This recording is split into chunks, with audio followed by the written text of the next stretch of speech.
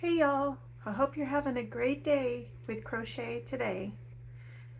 Now that you know how to make your slip knot, but you have no idea how to actually start the very first row, you are in the exact right place. Every single crochet project, from giant blankets to cute little plushies, start with a foundation chain row. Today, we are going to learn how to make one together, step by step. By the end of this video, you will have your foundation row ready to go. So grab your hook and your pretty yarn and let's get started.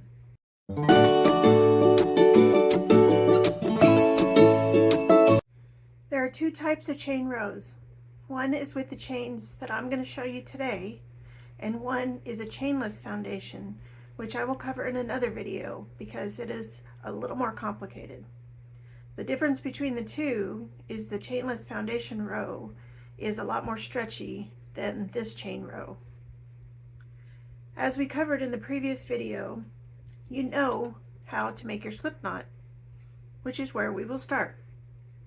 Now, don't worry if your fingers feel incredibly clumsy throughout this. That is completely normal. With practice, it will get better. Now, I want to give you a little insider tip. I use two different size hooks. If my pattern calls for a size 5 hook, say, then I do my foundation row in a size 6 hook. I go up a size so when I'm doing my subsequent rows, the foundation doesn't pull too tight and make a bend in the stitches. If I do a foundation chain in the same hook as I do the body of it, then the foundation is a little tight and it pulls the stitches together. And I will show you here a couple examples.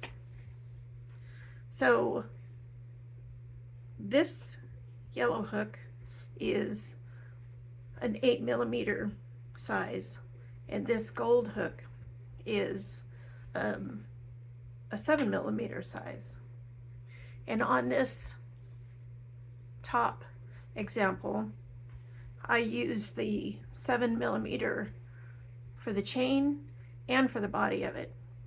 And in this bottom one, I use the 8mm for the chain and the 7mm for the body.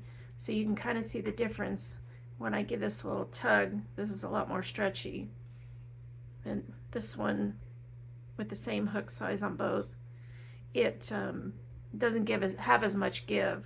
So I like this bottom one for wearables, and especially hats, because when you're pulling it on your head, it's not so tight a feeling. You get a little more give. Now, if you have something that you want to lay straight, then this is good. You know, the stitches lay the same as the body. It's okay. But I like this one for wearables. Now, the way I hold my yarn for tension is I get my pinky finger and I wrap it around the yarn, and then I go over the top of these 3 fingers and I pinch the yarn between my thumb and my index finger right here. This gives me control of the yarn because the chain is very small and flimsy when you start. Now you're going to take your hook and you're going to go under the working yarn, and you're going to catch the yarn in the crook part of your hook. This is called a yarn over. The yarn is now resting inside the groove of your hook. Now gently turn your hook down, the tip slightly downward so it doesn't catch on anything else as you're pulling it through, and pull it straight back through the loop of your slip knot. And voila, you just made your first chain stitch. Now do it again. Push the hook under, behind, catch it, turn your hook down, and pull it through. And then you keep going until you have the number of chains that your pattern calls for. Now here's a little beginner secret. As your chain gets longer, keep moving your pinching fingers up the row so you're always holding the stitch right below your hook. This will give you a little more control of what you're working with. Don't hold it too far away from your stitches or they'll get stretched out and messy. Don't worry if they look uneven at first. When you do your next row, they will even out. And if you mess up, just pull the hook out and tug on your yarn to unravel it to start over.